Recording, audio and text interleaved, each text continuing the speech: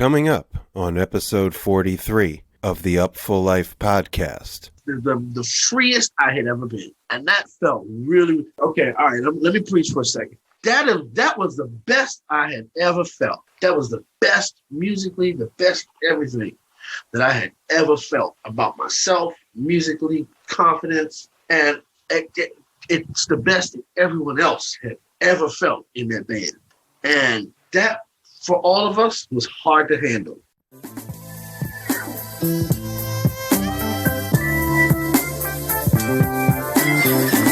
a bozo. Oh, yeah, I thought you had it. You recognize it. I love you very much. Many people like her.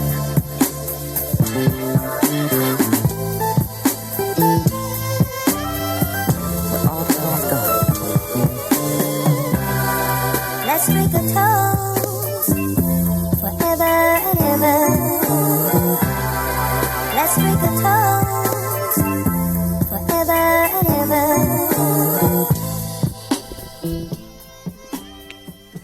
Yes, indeedy. Welcome to the Up Full Life podcast. I'm your host, B. Getz, and this is episode number 43, coming at you live and direct from the Vibe Junkie Studios in Oakland, California. Get ready for the Vulcan Mind Probe. And we're so grateful you are tuning in.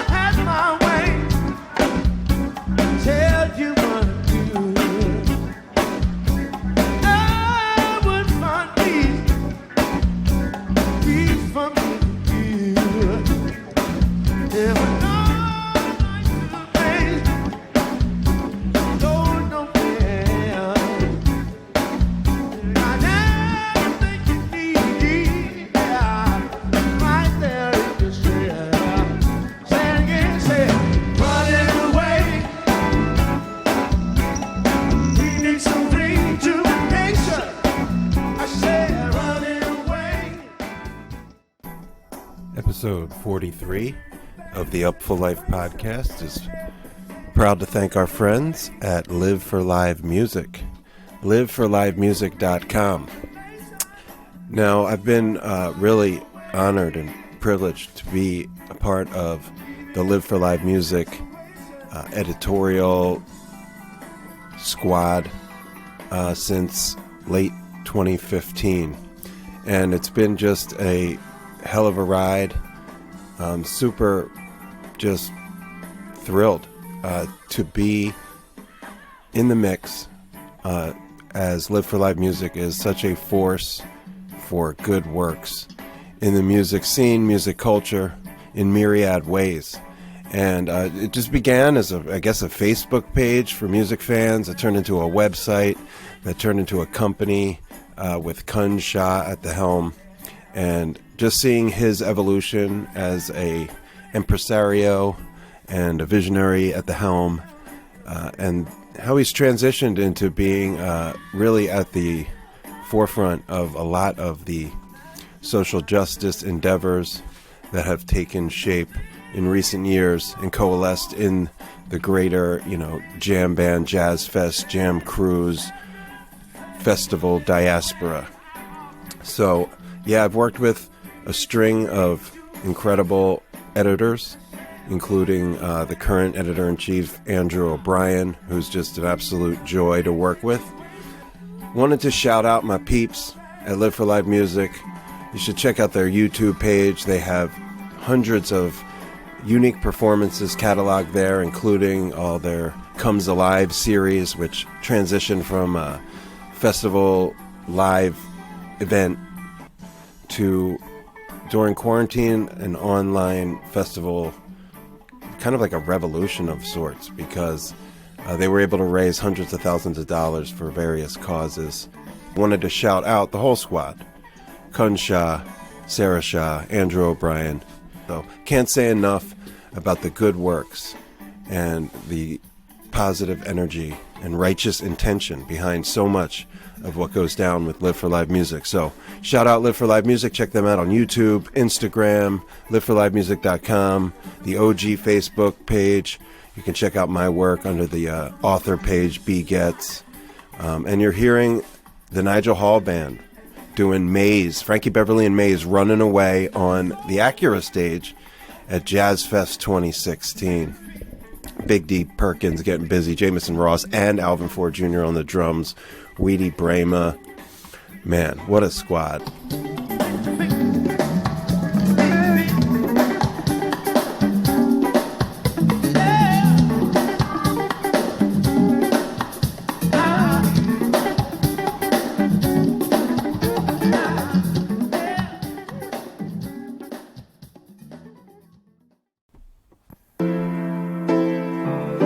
We know it's been some time talking to you. So we figure we lay it on you, let you know how we feel about love. Paint a pretty smile each day.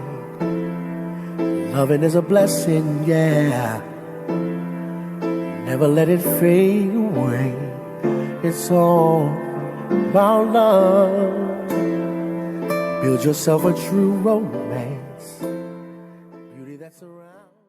I want to let everyone know that we really appreciate the ratings and reviews on iTunes and Apple Podcasts. So please, if you have the time and are so inclined, rate and or review the Upful Life podcast on iTunes or Apple Podcasts, because it really goes a long way in moving those pesky algorithms in this direction and putting this podcast on new listeners' radar.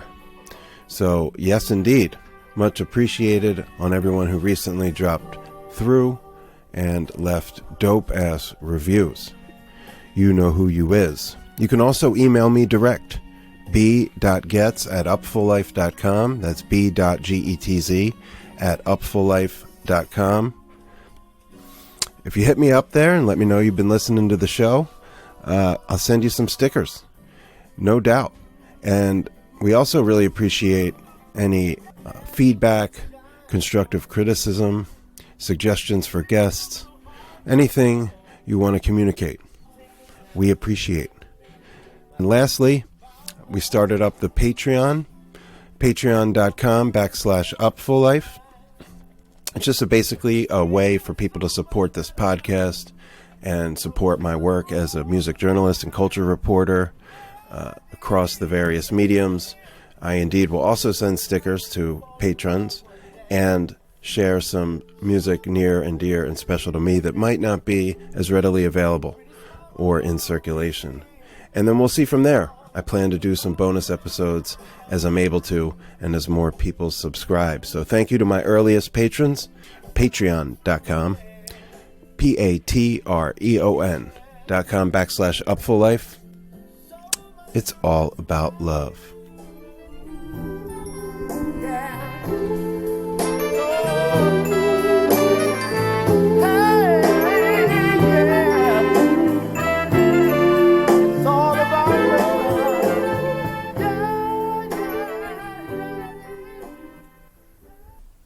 Everybody, it is our pleasure to introduce one of the greatest singers in the world, Mr. Nigel Hall!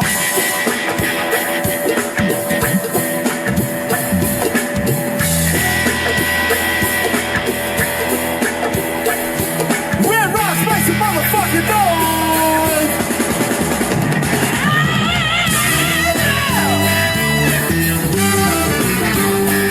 Sit on right now.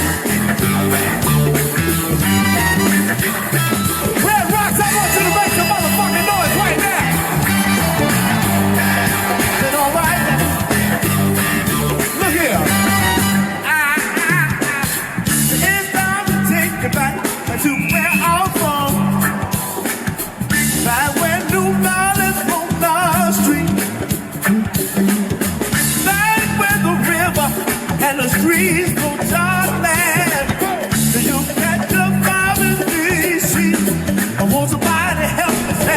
make my way back.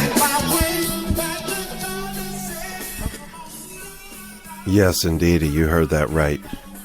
Episode 43 is proud to welcome Mr. Nigel Hall to the show for an extensive conversation that is revealing and emotional and beautiful and all the things. So it's a long time in the making. I've known Nigel for the better part of a dozen years now, and he's been just a force of nature in the music community and as a part of a number of bands dear to me. So for those less initiated, I want to just give a little rundown about the man, and then we'll get into what is to come. So Nigel is a keyboardist and singer extraordinaire. He's been holding down the keyboards chair with Lettuce for the past 5-ish years, but has been down with the crew, featuring on various songs and joining in on auxiliary keys and such, going back to like the Rage era, 2008, their second album. But Nigel was also a co-founder and essential part of the Elixir with the Nth Power, where he was in the mix for the first 3-ish years or so. So we touch on that a bit in this conversation, as well as his time with Soul Live. He kind of like in and out, do a song here or there. We're going to play a little bit of that as well after the interview. So yeah, he's Royal fam as fuck, and that's how I know him and love him. But he's also a big part of Jon Cleary and the Absolute Monster Gentlemen down there in New Orleans. That's actually where we kind of start off things in this chat, and I'll play a collab between those two on the back end of this episode. Nigel had a run with Warren Haynes' band, along with the royal family queen herself, Miss Alicia Shakur. Nige has rocked with Talib Kweli, Papoose, and he made his most recent sophomore LP, Spiritual, which we discuss extensively with the fellas in Butcher Brown, and co-produced by their keyboardist and production wizard, DJ Harrison. So yeah, Spiritual, Nigel Hall, second album on the way, May 14. And yeah, of course, we go back to Bear Creek. We've had this friendship. Life has dealt us both hands, fortuitous and less so. And we kind of connect on the fact that we pour that human experience into our work, into our art, into our passions. And you can certainly hear that in this conversation and hear that in Nigel's music. No matter what band or artist or situation he's contributing or performing, he brings a version of authentic Nigel Hall to the equation. And that's what I wanted to unpack in this episode. I got to shout out my man Kraz, Eric Krasno, Soul Live co-founder, Lettuce co-founder, has a podcast called Kraz Plus One, which had Nigel on about 6 months ago, and it's totally different from this one. But you get a lot of the family tree stuff there and some hilarious stories between them over the years, and I feel like this is a companion piece to that. I decided not to tread the same ground that Eric did, and instead try to get Nigel to traverse in some different directions, and I believe humbly that we succeeded. It's a very engaging, thought-provoking, often emotional, spirited powwow, if you will.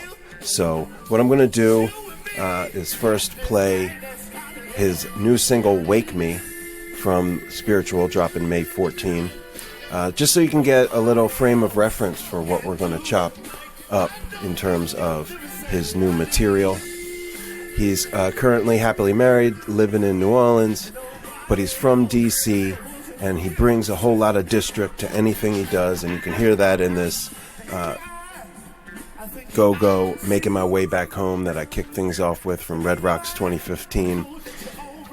He also spent a good deal of time in Portland, Maine. That's where he connected with Ryan Zoidis from Lettuce and the Shady Horns, who plugged him in with Kraz and Deitch in Brooklyn, and the rest is history.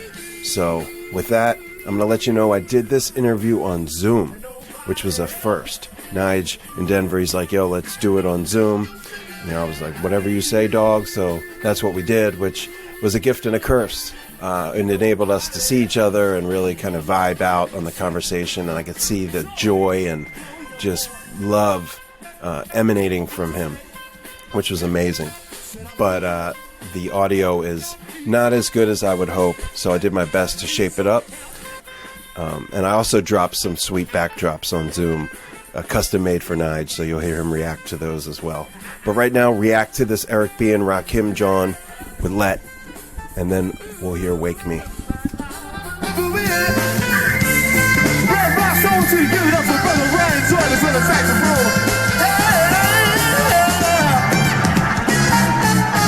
Look here.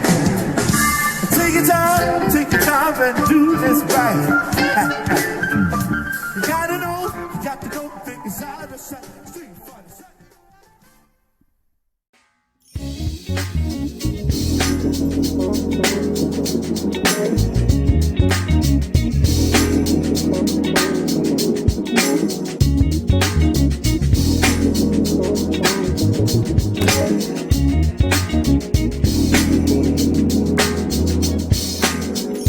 I walk alone these streets day after day, passing me by. You never even looked my way. 'Cause in my dream I never seem to find my own.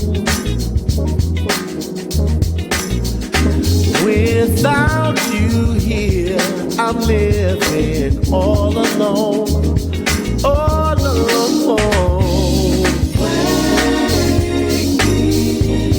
'Cause I don't wanna sleep anymore.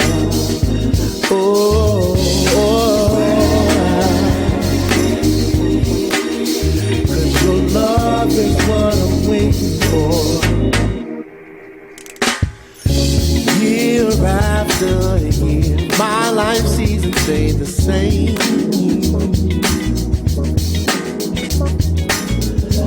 One look at you, and I can see the colors change. Ooh, right next to me, I've heard your voice 1,000 times.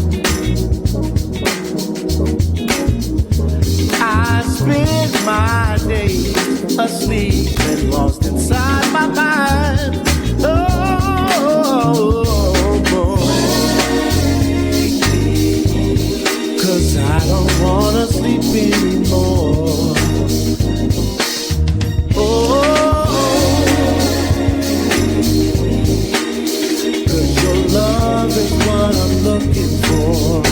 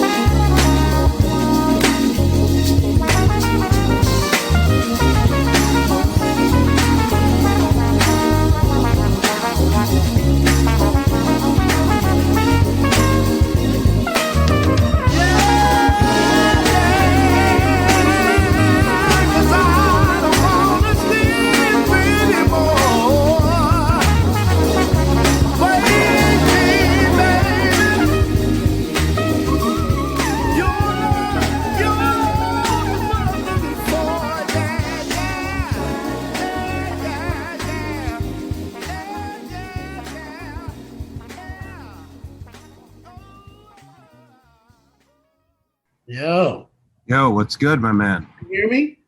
Yeah. Can you hear me? Yeah, I hear you just fine. Awesome. What's up, man? Chilling, man. Just trying to get this tech figured out. This tech? Yeah, I had a tech day today too. and I got my Apollo Twin interface working. Are you putting out the film too? Probably not. I just figured you wanted to look at me. Okay, great. No, but for real, like, oh, that's some dumb shit. That's a great answer. I just figured you wanted to see me, you know. right. No, I've never done the Zoom interview. The only other time I used the Zoom really like was to see you play that private thing that Josh and Karen put together. Oh yeah. That thing for that's right. I remember that. Yeah. So, and then you see my lady's name at the bottom there because I'm on her rig. She uses this for work. Oh, I didn't know your name was Alicia. Yeah. So, yeah, I'm trying it all out, and then I got the recorder just in case. So down there in New Orleans, give me the 411 on where are you guys at? I see a lot of stuff about the different phases you're reopening. There is music, but it's not really happening. What's going on right now? To be honest with you, I don't know, and I really don't care because until this shit is dealt with, then I don't want to know. I'd rather just stay in the house and be safe until everybody else can fucking be safe and we can all be together again. Instead of gradually opening shit up, you know, listen, everybody got their own way. That's how I want to do it. I don't want to do this little, you know, like I played with Lettuce the other day and was crying the whole time because I miss my people, but it's like addictive, man. It's like, okay, we got 2 shows and then you can't play no more for another month. I don't do that. That's not cool. It's right. Not, That's it's blue ball. It's not cool for the psyche of the people because, you know, people been itching and wanting it as bad as we've been wanting to be out there playing, you know? And, you know, it's very misleading to a lot of people. And if people, the best way to do it is stay your ass in the house. Unless you got to get groceries, you got to check the mail, you can take your dog for a walk, fine. But stay in the house, bro. Don't be in a rush. The longer you rush, the more you rush to get back in it, the harder it's going to be. And the more guidelines they're going to have to be. You know, and more rules to follow. It's already not going to be the same ever again. You know what I'm saying? So why not try to just ease it by waiting it out? You know? I mean, other people may think differently. That's just how I feel about it. No, I agree with you 100%. I wasn't actually what I expected to hear from you, but, you know, I agree. I think the more cautious and more responsible. Because, I mean, we can still, not to cut you off, but, like, we can still, I mean, I'm obviously sitting in my studio, and I can still make music, so it ain't like I'm, like, cold turkey. You know what I'm saying? I can still make music with my friends, and it's a safe way to do it. You know what I mean? Yeah. It just baffles me. People just want to be out. I mean, I know we want it to be over. We all want it to be over. But the more we rush for it, the worse it's going to be, and the longer it's going to be.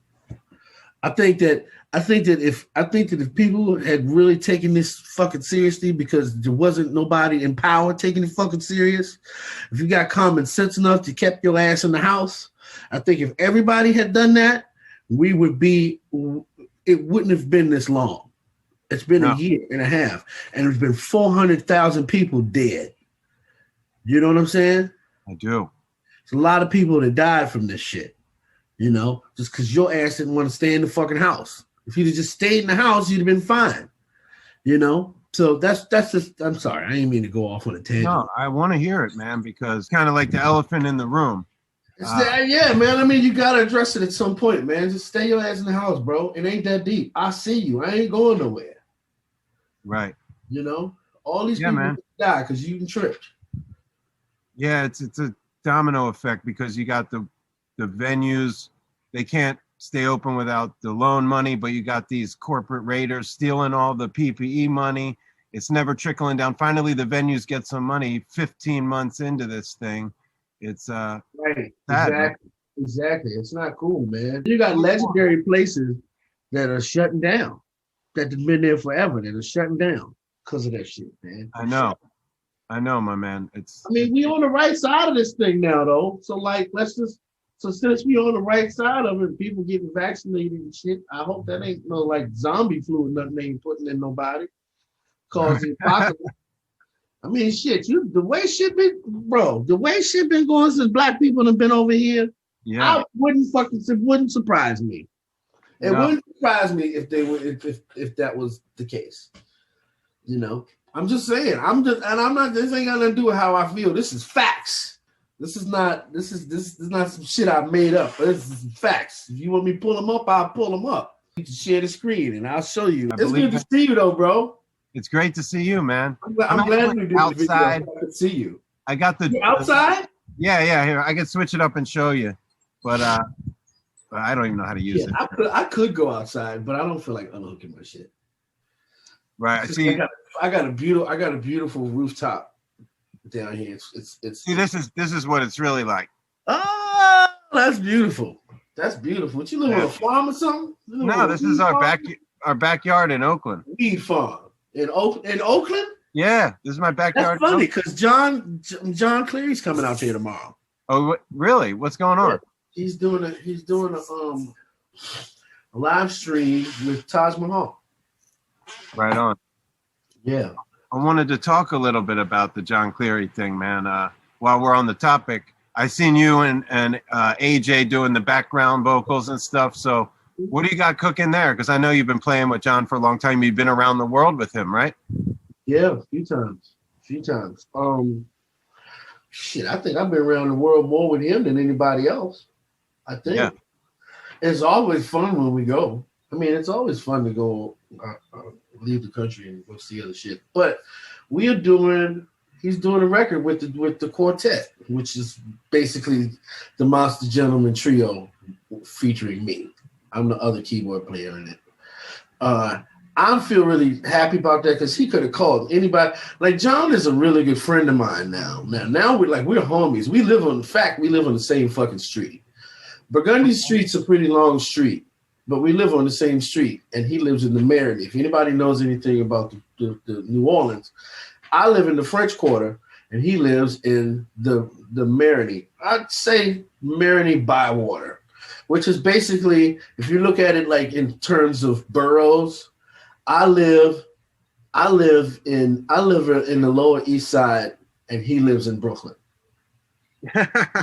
That's as far as but it's not really that far. Like it takes right over the bridge. It'll take me 10 minutes to drive there. Okay. So it's not in terms of like, I'm speaking of in terms of area. I just smoked and took an edible too. So my process is like, I'm trying to piece it all together here. But no, you got to break it down for the folks. So but that's what I'm saying. Like it's in terms of where it sits. Right. I live in Lower East Side. He lives in Brooklyn. And actually, if you go to the Bywater these days, it's kind of like fucking Brooklyn because all the hipsters are over there. That's actually what I call that area, Brooklyn. I'm like, oh, you going to Brooklyn? Yeah, I've seen that happening even before the pandemic. You could see it trending in that direction. Oh, yeah, it was definitely a fucking coffee shop in every other place. It's like, what happened in New Orleans? Right. At least you still got Uptown. Uptown ain't going to ever change because Uptown is Uptown. The Lower Ninth ain't gonna ever change. The Quarter ain't gonna never change. That's historic. Mid City ain't gonna never. Well, Mid City and this whole fucking world is changing. It really is, man. By the second. So, who am I? I don't know what the fuck I'm talking about. I just wanted with the Cleary thing. Oh yeah, with the Cleary thing. So yeah, we're doing a record with the quartet, and it's it started off as something that we were just going to record in the studio, like live, and just kind of have fun, like we would normally do at the show, because we got our show like so down packed, like we know the show. So basically, it's as easy as just showing up. So we wanted to do something. He wanted to do a record that displayed that spontaneity that we all four of us have together when we play live. But it has since become now making a record, which is a great opportunity for it because we all in the studio and we ain't got shit to do. Right. So let's make these songs. Let's actually make them sound good and make a record. I'm not saying that it was like a glorified demo, you know, but I'm just saying he wanted to put something out that displayed our spontaneity when we go on stage and how we play on stage. So a lot of it was like 1, 2, and 3 takes. But since there's been a lot of editing now, and like, you know, now we're doing all of these different vocals and stuff. And so that's what you saw on Instagram was us doing the vocals for that. And it's turning out really good. It sounds good. I think that everything that we've recorded right now, as far as that, because I think we're done tracking now. Now I think it's just going to be most editing and mixing. But I think that a lot of the core tracks that we did, I mean, we didn't do no more than 2 or 3 takes of them all. And I kind of have a theory of like, if I'm in the studio, I only want to do 3 takes or something. No, nothing more than 3 takes. Because the first take you kind of learning it, second take you kind of trying all of the different shit. And then third take is shit to get off the pot. Anything else that happens after that is generally you reaching for some shit that you just trying to force to happen. And I see. You know what I'm saying? And then it sounds that way. You lose all of the vibe of the shit. So, but there was a lot of vocal takes being done yesterday. And as a vocalist, I get it because I want that shit to be right. If anything got to be right, it's that. Yeah. Yeah. Like my voice ain't, I'm not going to be slipping on a record. Not on a record. Maybe at a gig, I might have had a couple too many. But on a record, it's going to be perfect. And I'm going to do it. And it's not going to be any auto fucking tune. I hate that shit. I keep telling my son he got a beautiful voice, but I can't really tell him too much. I'm going to let him do him. You know, ain't nobody tell me how to do what the fuck I was doing. So I'm going to just let him do. That's his generation. And that's how that happens. But yeah, it's gonna sound correct. Yeah, man, I'm excited to hear it because I love the side of you that comes out playing with them, with the gentleman and with John. You don't bring that Nige out except for there. It's really cool chemistry. Right. Well, I mean that's not a conscious thing, but when you play with different people, they bring different things out of you, and that's not something so yeah, I guess it's cool to see people play in different situations. Because they play differently and they're different people. So yeah, I definitely feel that. You know, like you have been a crucial part to several bands that I know and love for years, you know. Yeah. Some like I know a little bit like Cleary and the Absolute Monster Gents, some a little more like a Warren Haynes, and then obviously everything you've done with Lettuce or Soul Live or Nth Power. Yeah. So you're just such a versatile cat. You know, like you find where you belong in whatever setting and then you spread your wings. And so it's just a beautiful thing to see which wings, what colors come out in what combinations, you know. And that was very well said. That was very I just love it. Did anybody ever tell you might have a career in this? Thanks to you guys.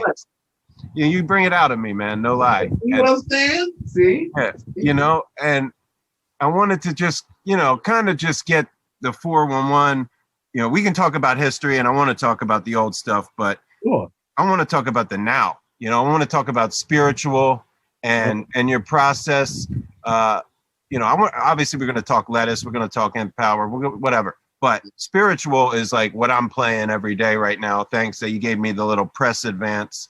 And I'm grateful for that. You know, I'm guarding it with my life, but I can't wait for the world to hear it. Hold it for a couple more months, bro. It'll be out on May 14th. It's yours for right now. So I know a little bit about this, but most people listening don't. So who are you working with and what were you doing? Like, how did you make spiritual? So I'm trying to figure out because, you know, some contractual shit that I kind of went over today that I was made aware of. So I'm going to just say it like this. I had the pleasure of playing and having to co-produce my record, DJ Harrison, who is the keyboard player of Butcher Brown.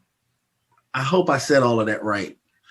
But DJ Harrison, Corey Fonville, Andy Randazzo, Marcus Tenney, and Morgan Burr, and I got to have Patrice Russians on the record. Woo! Bro, that we'll talk about that in a second. Patrice is on it. Ryan Zoidis is on it. Marcus is on it. Marcus King. Jeff Coffin is also on it. I got to just make the record that I always wanted to make, man. I think I did. You know, I look back on my, I'm so weird that I can even say this, but I look back on the career that I've had thus far. And and this is not me tooting my horn at all, but I'm just really grateful to have been a part of some of the records that I've been on. Yeah. Some of them I'm like, okay, I maybe could have done without doing that. But also, that was also a learning experience too. But I've been really fortunate to make a lot of the music that I wanted to do and I wanted to make and not have to be molded into some sort of thing that, you know, people tried. Don't get me wrong. They did try to make me the pop fucking and wearing the fucking suits and this, that, and the other. And fuck that. I don't do that. Okay? That's what I do. Right. I do that. You don't come to see me. I feel like when Doom says, you know, when Doom is like, people have gotten so caught up on what the music looks like. That's not what it's not supposed to look like nothing. Right. Music is for your mind and your hearing, you know? And the shit that I listen to also is a reflection of that. So when I started making spiritual, when you hear spiritual, you will hear that it's a complete departure from what my last record was, ladies and gentlemen, which was a great record. It was a great record. I used to be like, I used to be disappointed about it in some areas because it sat on the shelf for a long time before anybody actually got to hear it. So people had heard me playing the songs for like 5 years before they actually heard a record that existed that whole time, but it never, you know, it was just sitting on the shelf getting dirty until we finally were able or in a place to put it out. But Spiritual is not that record. Spiritual is some whole other shit. And I wanted to make a record, first of all, that was with some people from my geographical area, from DC. I wanted to make a home record. I wanted to make a record of who I actually hear. Now, I live in New Orleans. New Orleans is the greatest city in the world, and I'm not going anywhere, but DC is where I'm from. You know, I've been to a lot of places, and DC is what I represent everywhere I go when I go to these places. The attitude of DC, everything that makes DC beautiful, everything that makes DC shitty sometimes. I can be that too, you know, but I wanted to also display that in this record and in my attitude with some of the messages that I was bringing forth on this record. So this record is really special to me in the sense of I obviously want people to buy it and I want them to hear it and I want them to dig it. But if nobody buys this record, I feel that I have done myself a service, or I've done something good for myself to know that I've put something out in the world that is unapologetically me, and I can sleep at night knowing that maybe one day somebody will find it, but I know that it's there.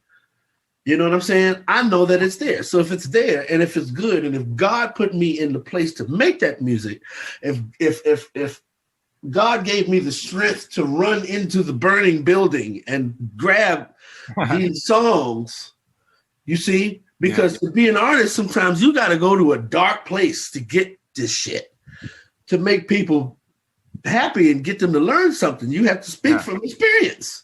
So I was the one that had to do that. And I know that my actions won't be in vain, because I am more than happy with what it produced, you know, and I hope people feel the same. I know that was a real long-winded. No, I love it, man. That's like I said, them edibles is hitting different. Oh, I love it, man. No, and I think it's an important distinction, man, because I love Ladies and Gentlemen, and of course I heard you play those songs for years before the record. But I also think that is a good introductory. It's accessible for like lots of people, but this is deep. To know you is to love spiritual, because knowing your journey as like a Black man and also as a musician and leaving home at 15 and then being all the places and doing all the things, being a daddy, getting married, getting divorced, getting married again, all of that. Yeah. You know, that's not on Ladies and Gentlemen, but it is on Spiritual, because that's from your heart. Like you said, like you don't really care how it's received because you got to sing it how you feel it. And I think that that's the best art in general, where you put the conditions of the music industry or the cultural climate aside, and you said, like, I'm just going to say it because that's how I feel it. You know, I'll be damned. And you know, I love D'Angelo, right? Yeah. Like my favorite artist, other than Lettuce, the living artist, be D'Angelo. And you know, his first record is great, Brown Sugar, but it's like, but it ain't fucking voodoo. Exactly. But then he came with voodoo. But you know what they said about voodoo? You hear what there's like something happened to that, like somebody put a curse on him or something. Right. What happened to D'Angelo to make this damn record? And that's how you felt when you heard it. And you were like, damn, I know I'm not going to speak for everybody else, but I know the acclaim that particular record has had over the years. And I think it's 20 years now, that record. Yeah, 21. Yeah. Fucking, okay. I got a son that old. Okay. Rasul, right? Rasul. All right, no, that's Deshaun. That's his older brother. Rasul is 19. He about to be 20. That's insane. Bro, and his record coming out before mine. I love that.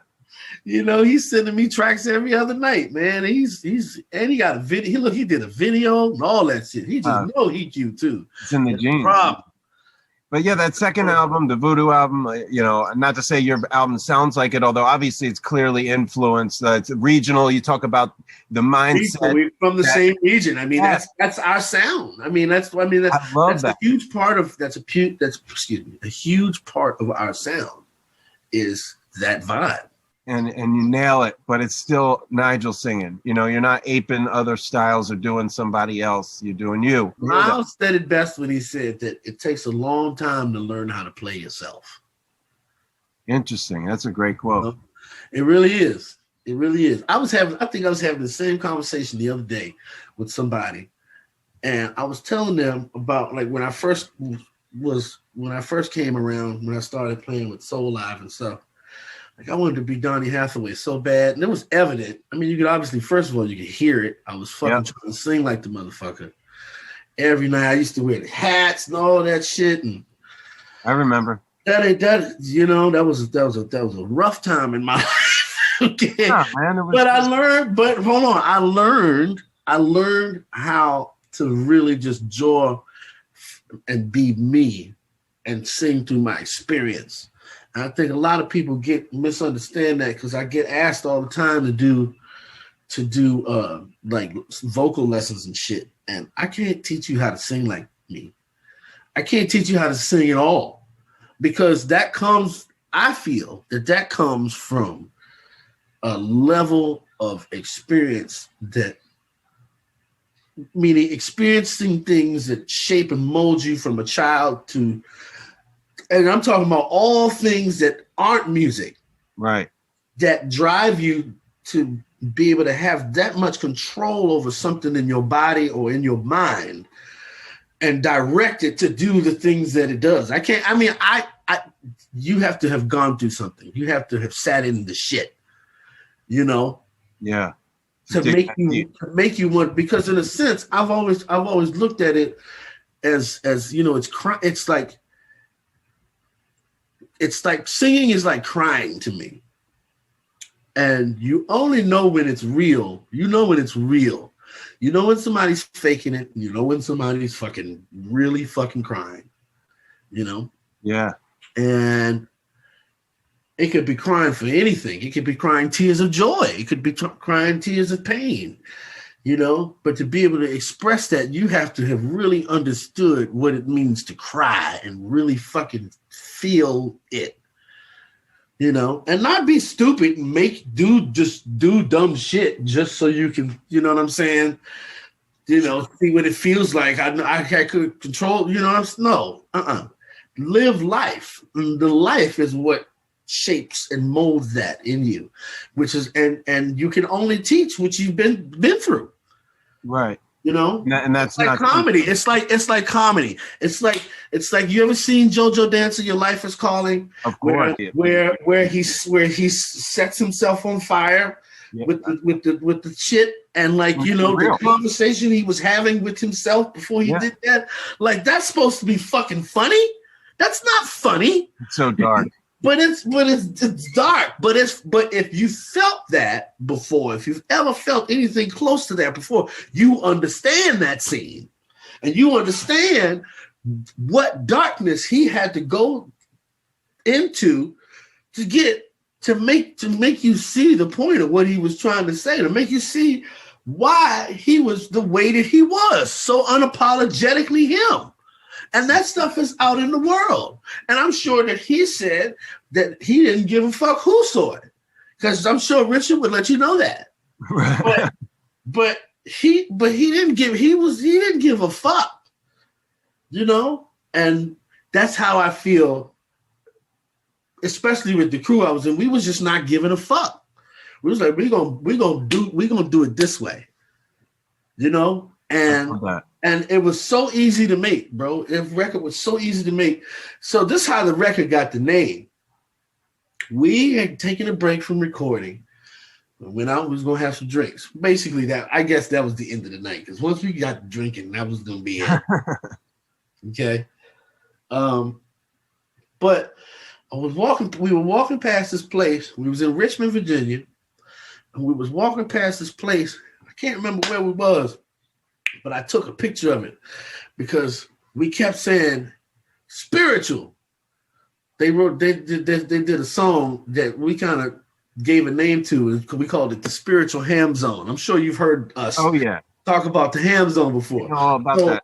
So I just shortened it and was just like spiritual. It was just yelling out spiritual, right? And then when we went out to go to the we in the middle of having our drinks and whatnot, I walked past this like gypsies, like she had like, how the gypsies have like the little room, along the street, and they got their little building, and inside the light, inside the glass, and it was a hand, and it said on the bottom of it, spiritual.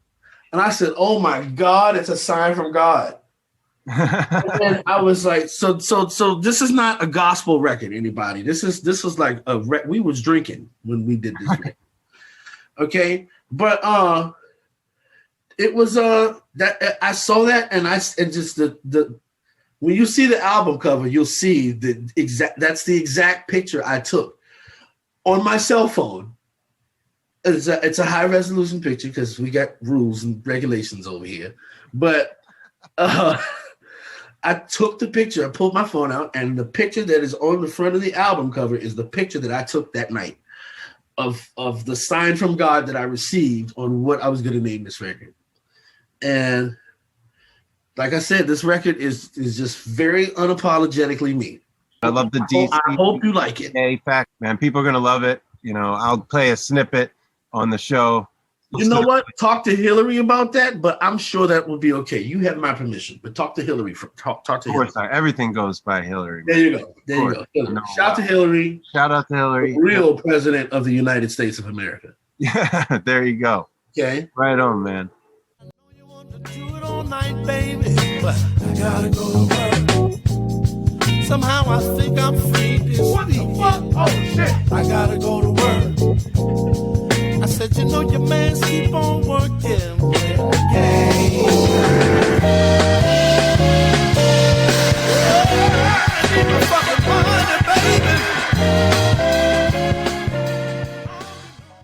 I know how much it means to you, and I've been a fan and a friend of yours for a long time, so just like really excited for the world to get a load of this piece of art. And I love that you made it with the homies, like regional, because it's going to speak to where you came up, because, before you met Zoid and Kraz and all that, you'd already lived a whole lot, like down there in DC.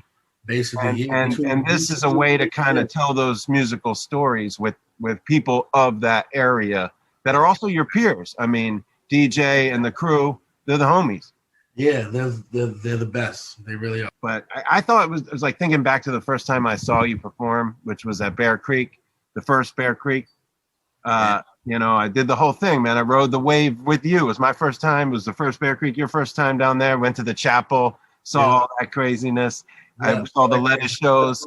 That's all we call that. It's crazy, right? Exactly.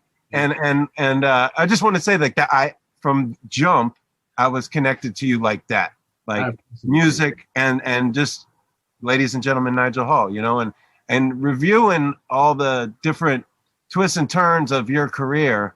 It really starts and is still as a part of the greater, like, you know, Lettuce family. And I just wanted to talk about that because I just saw you. I was lucky to come out for my birthday. I hadn't seen a concert in a year since Matulu Atsaki out here in Berkeley, some Ethiopian funk last February while you were in Europe, you know? And then we both, you know, I didn't see any music, like no drive-ins, no raves in the woods, nothing. And my first concert back was my birthday weekend. I got to see 3 out of the 4 sets in Denver. And it was like, Denver, yeah. It was really special, rewarding experience. Which 3 sets did you see? Did you see most of the second night or most of the first night? Both of the second night. Second night. Okay, yeah, because that was my favorite because we had heated up then. We had that we shook the cobwebs off a little bit. It was awesome, and especially the last set. I mean, I don't want to get into all the nerd stuff, but it was just everything I love about the band. The fearlessness, the improv. That was a fucking great write-up you gave us, bro. Thanks, man. You got a career in this, bro. Hey, you guys made it for me, man. It was writing about Lettuce, writing about this crew. It gave me the handoff to do it all, man. That's why I will ride it till the very end, man. Y'all appreciate that. We appreciate it. We definitely do, man.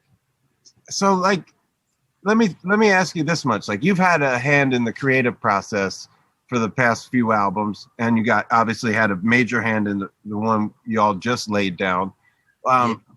What's it like to kind of come to Lettuce is like it's so much different than your roles in the other bands, because obviously it's a big ensemble, it's not a vocal based situation, but also it's all the shit you love about that 70s fusion and Herbie and the just the synths and the you know, this is just like, all right, you know, I mean, I'm more at home there than, I mean, obviously anywhere else. I mean, and not to mention, I hold the keyboard chair on a lot of shit, but I'm comfortable. I'm comfortable wherever I go. So it's not like I'm most comfortable one place to the other. But again, it's all people who have brought different groups of people that have brought things out of me that, you know, only they can do. And this is just the one where everything just, like, you know, it's like you spill over. It's okay to spill over. Keep in mind, a lot of the other chairs I hold, I'm not going to spill over. Right. I might bump myself and come out a little bit because that's just how I do. Like, you know, put a little bit on the table, like water, you know, coming out the, you know. But when I'm there, the cup is just tipped over and it's all over. And all of us, we all are all over the place, you know, because that's different. That's like family. That's family. So you can be all right with your family. Like you can exist with your family, you know, and just all of your ideas are able to come out and be free with your family. So, you know, other things are more like, okay, I'm trying to be a team player. It's nothing like being, you know, I'll be the 6th man. You know what I mean? I don't mind that at all. Well, you were that for a long time. You come in, you were like Vinnie Johnson off the bench for the Pistons, the microwave. Like the show was whatever, and then, ladies and gentlemen, the greatest ever, Nigel Hall, you come out like a whirlwind, like a ball of fire, and just have the whole audience in the palm of your hand.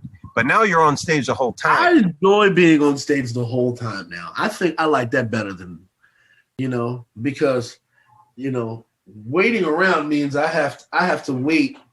Like once the show starts, that nervousness is not in your stomach anymore. It's over, you know? Right. I have to wait until the last song to feel that. You know what I mean? Yeah. Y'all are cool. See, now I get to just be cool and play now. That's because I'm a keyboard player first. You know, I snuck in as a singer. I'm a keyboard player in my heart and my soul. I'm a keyboard player. And that's and what I'm turning into a pretty badass bass player. I'm playing bass on my new record, Spiritual, which is out on May 14th. Nice. I'm stoked to hear because I seen you play bass with like at the Blue Note with Crash. I got the bass right here, right? I got the bass here right now. I got 2 basses in here right now. Yeah, man. The world's got to hear you.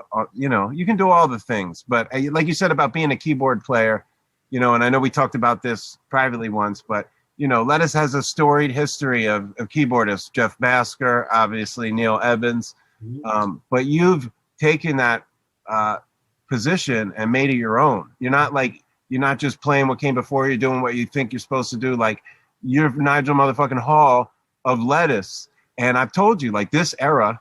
You know, the single guitar with Schmeens, you on keys, Benny on the trumpet is my favorite era. They were always my favorite band, but now is the most fire.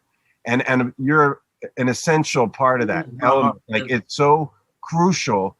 But your ideas, like what you do, whether it's with the ARP or, you know, all of a sudden you're fucking wild on the organ, you know, like it's clear you bring in your ideas to the Let. And the music is like exponentially better for it. I feel like the keyboard player's role is to like the guitar player, be the one to, you know, I'm trying to figure out a way to say this, but there's a lot of vibe that we are responsible for as keyboard players. And I think why the list of people that you mentioned, let's also mention Michael Butler, who was the first. Oh, sure. Butts. Right. Yeah. Butts was the My first bad. Shout out Butts. player of Lettuce. You know, all of us have different, we are all worlds different. And I think that the beautiful thing about Lettuce is that that we've all allowed ourselves to that openness. You know what I'm saying? Especially from I mean, Neil Evans is a hard fucking act to follow. Oh, I don't doubt it, homie. I will also contribute my being able to sing and my stamina and singing, which really ain't a whole lot, not anymore at least. But a lot of my power that I draw from, I learned from playing with Neil. Word. Because Neil is the loudest. It's like Jimi Hendrix on keyboards. Like, you know what I'm saying? Like, I've seen Neil do things that I have often contemplated not ever playing keyboards again because I saw him pull it off, looking dead at me like, do you want some more? You know what I'm saying? I love it. You know what I mean? And I think that was another thing. That's kind of the reason I go so hard on this, because I'll never be able to play what Neil Evans can play. But Neil Evans will never be able to do what I can do. And that's the beautiful thing about us being who we are and being musicians, is because we all are different entities of the one idea that allows us to exist that's bigger than us. Oh, I'm preaching right now. Yeah. You know, that's really what it is. All are different in our own way because we are all here to do something different. We're all here to do something different. We're all here not to say, you know how long I've been trying? You know how long I have been trying to be George Duke? Do you know? As long as possible. As long as you've ever known me. What is the most consistent thing you've ever heard come out of my mouth? George Duke. George fucking Duke. That I was prepared, bro. I'm prepared. Hey! Right? I love you, dog. Hey! All right? See what I'm trying to tell you, man? You are a fucking scholar, bro. I was like, I'm going to need this. On 60 Minutes right now, bro. You need your own fucking morning show, bro. Man, I'm working on it. And syndication, okay? For those listening that don't get to see the video, I went with the George Duke, like mid-70s, huge smile. Don't let go cover. Wallpaper. Don't let go. There you go. Yeah. My man. Yeah, and I know you've been trying to be George Duke, but you like bring that energy to the now. You know, like you can hear that. Yeah. You just quote him. And you know what's funny? I just put this together not that long ago. we were out at Suwannee at the woods, Suwannee 2019, the Suwannee Rising, and you went out in the woods with like Sput and Deitch and a couple cats. You know what? This is literally like the 8th time I've heard this story. Well, here's the thing. Cat was like, "Is this Nigel spitting?" I'm like, "No, he is, but that's a Dilla verse." And I was like, "I'm not a rapper." I spit fire like Esther on Samson, son did. Raw Duke, raw juice, and son kiss. Want this? Be Nigel Hall said the rhyme was flawless. Shit fly like MJ crime off the wall with mine. Balls when I rhyme, 9-9 bust and plus ball all the time. Stay in your mind like great sex. You know my mind, I'm thinking about paychecks. DC, we bust like latex sex packets. See, they don't rhyme and ball. 9 to y'all. Down the ball around and do all the time. Do all the 5 bitches and fall in line. Me and my man be something like your sport. Getting money a long time and yours short. Niggas bouncing 4 rides and yours 4. Funny, dude. Cause really you think you can do me, but you roll a 500, it's really your 320. That's my favorite Dilla verse of all time. It's the Dilla's verse of all time. But what I didn't know is that song is a George Duke sample. And that's probably why, I figured that's why you loved it a little more. Well, you know what? I'm just learning right now that was a George Duke sample. What song was it sampled? It's a Vulcan Mind Probe. Vulcan Mind Probe? No way! Are you serious? Of all the songs, it's that one? Yeah, bro. Vulcan Mind Probe? Yeah. Hold on. Hold the fuck on. I love it. Hold the fuck on, bro. You cannot be serious. Wait, I gotta investigate this. Does it tell you where the sample is? 2:52. 2:52. 2 minutes and 52 seconds? Yes.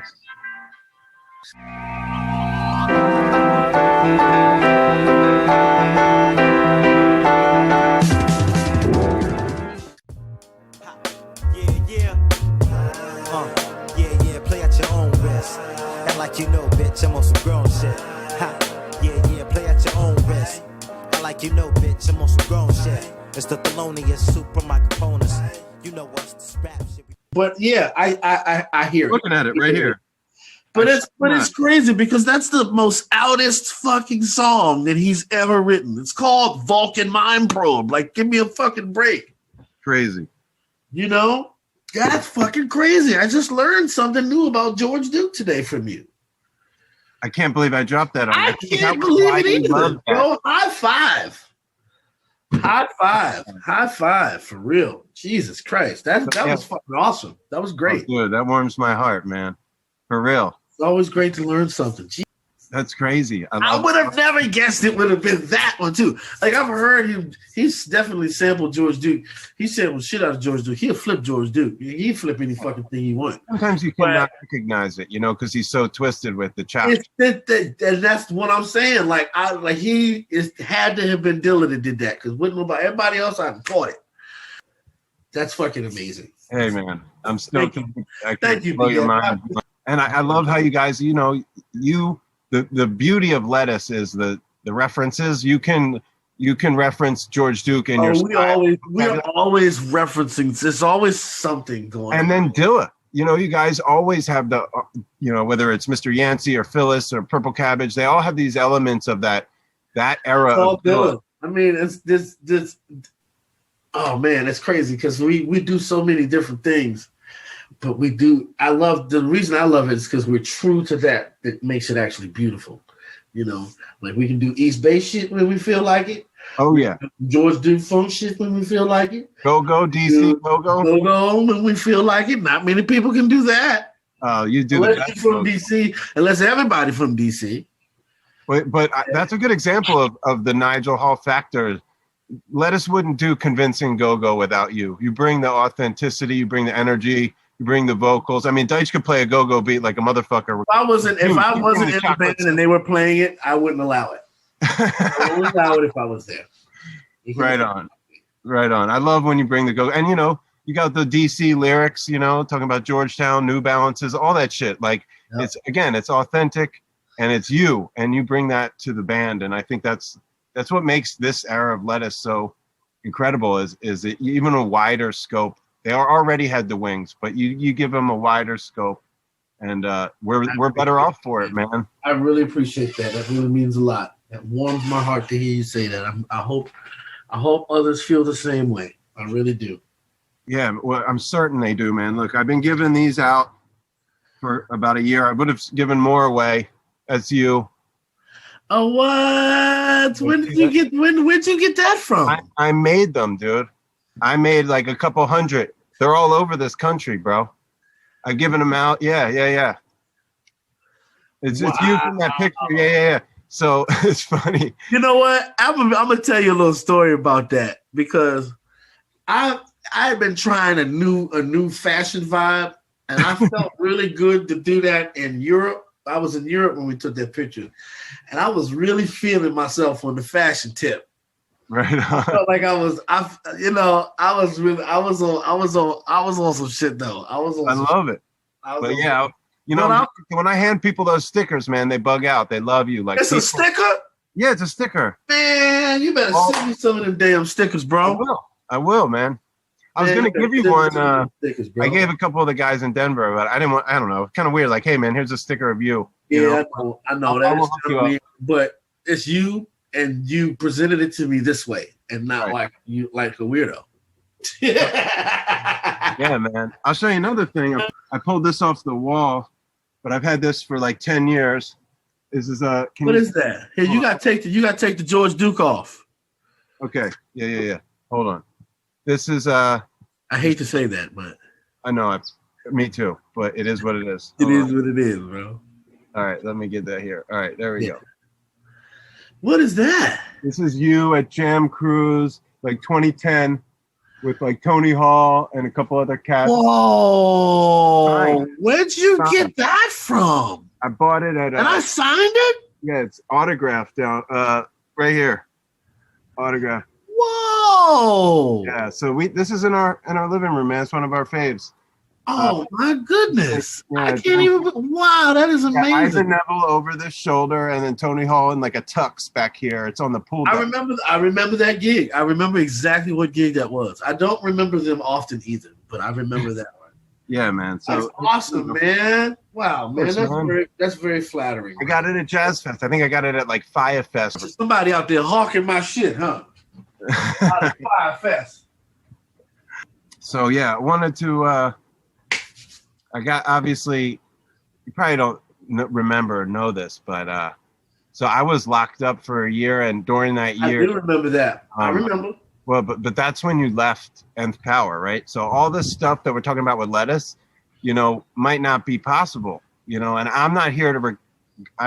It's not important to talk about why it happened or whatever, but understand, like, I got a letter in jail. That's how I found out. Somebody that wrote me a letter was like, Nigel left Nth Power. It was like, wow. So then I asked some folks on the phone, and I just like, I had to sit with that because obviously few people love that band like I love that band, and still do. But I didn't have any music or anyone to really talk to. I had like the radio. I don't want to say I had any music. I had music, but I didn't have y'all's music. And then I came out, and it was like, new day, new dawn. I don't want to talk about why it happened. I want to talk about like the relationships, because you still play music with them, and it's obviously still a family. What reflections do you have with Nikki and Nick and Nate, and just like that period of time of making music? There's not a day that doesn't go by that I don't feel like I made the dumbest fucking decision in my life. When I left, I'm not going to get into it. I don't want you to. But it wasn't. I'm not. But it wasn't just me. I think a lot of us were dealing with a lot of us were dealing with something at the time. Something, no matter what it was. Okay, when I want to read but the glory days though. Yeah. That actually was the freest I had ever been. And that felt really, and I think, and here's, okay, all right, let me preach for a second. So that was the best I had ever felt. That was the best musically, the best everything that I had ever felt about myself, musically, confidence. And it's the best that everyone else had ever felt in that band. And that, for all of us, was hard to handle. Now, I'm not gonna say for all of us, because I don't know what's going through another motherfucker's mind. I can only have me to deal with it, me to deal with myself. And I take responsibility for my whole role in everything. Just didn't work. Didn't work. It didn't work because we weren't paying attention to the right shit. You know, and the music was so beautiful. Like, we was just coming up with this shit that was just like, what the fuck? Bro, we would be on stage, like looking at each other, playing this music and crying, like, you know what I mean? Like, but I ain't never felt like that. And really, real talk, I don't think I've ever felt like that with anybody since. That was intense. Like, I never felt that. It's a different thing with Lettuce. It's a different thing with Cleary. It's a different thing with my own band. Okay, it's a different thing. It's different. But I never felt like that before, and that was probably the equivalent to, like, maybe, you know, I ain't never done it or will never do it, but that's probably the closest I'm gonna get to feeling what heroin feels like.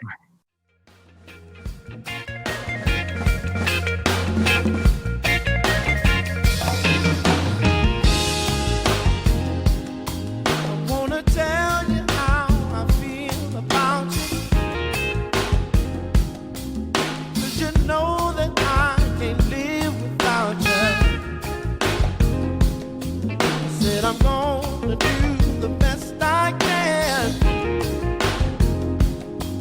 just to show you that I understand. I can't shake it, I can't break it. I love what you say. I'm in love. I can't shake it, I can't break it. Because that shit was, and the proof was in the music.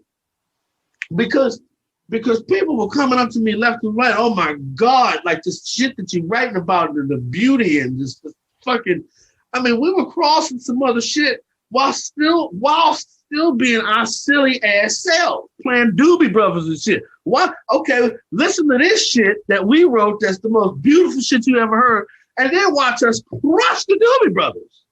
What's that? You know what I'm saying? Watch us crush Steely Dan, and then let's go back to some more otherworldly, beautiful shit that's gonna knock your fucking ass out. I have never felt that way since. Man. The closest that I felt to that is spiritual. It's the spiritual era, you know?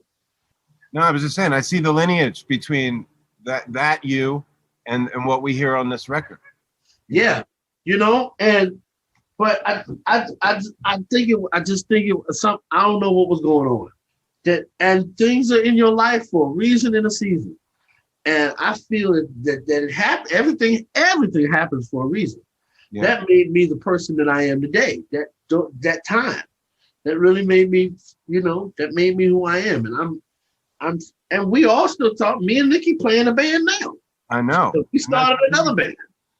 Yeah, you know? Man, I love that. And honestly, you talk about that time made you who you are. Well, literally, like doing that time made me who I am. I wouldn't be where I am. And being in jail fucking sucks for any time period. Of course. And I didn't do that long, but I've been to jail before, and that shit is not fucking cool. No, it makes builds character, as they say. And I just, I didn't. Bet you'll never do that shit again, won't you? Word. Not even close, man. You got that right. And I'm grateful for the second chance. There you go. You learned a lesson. Let's be honest. If I look like you, I might not be so that's lucky. what I was just getting ready to say. I was like, be glad that you look like you. No, I don't. Rehabilitated, because they will try to keep your ass there if they can. And in whatever capacity they can. And if not, they try to kill you. Good story, man. That's the thing that sucks about having children at the ages that they're in, and then them not living in the same city as I do. You know, it's like, I got to worry about them going down the fucking street to get something to eat, hang out with a friend of theirs. 21 and 19, your sons? 21 and 19, man. They promised them about this shit? Like, Yeah, I talk to them every fucking. What the fuck you think? I talk to them every fucking day, bro. I have to give them that talk. You know how that fucking makes me feel to have to do that? That fucking sucks. I don't want to talk about that. I don't. all right, we'll edit that out. No, say that shit. I can't imagine. Let them hear that shit. Let them hear. I'm not scared of none of these motherfuckers, man. That's one thing that I'm also trying to be more about. I feel like, you know, if I got a platform for you to hear what I got to say, this is what I have to say. These motherfuckers need to hear this shit. These motherfuckers need to be brought to terms with the shit that they do every fucking day to us.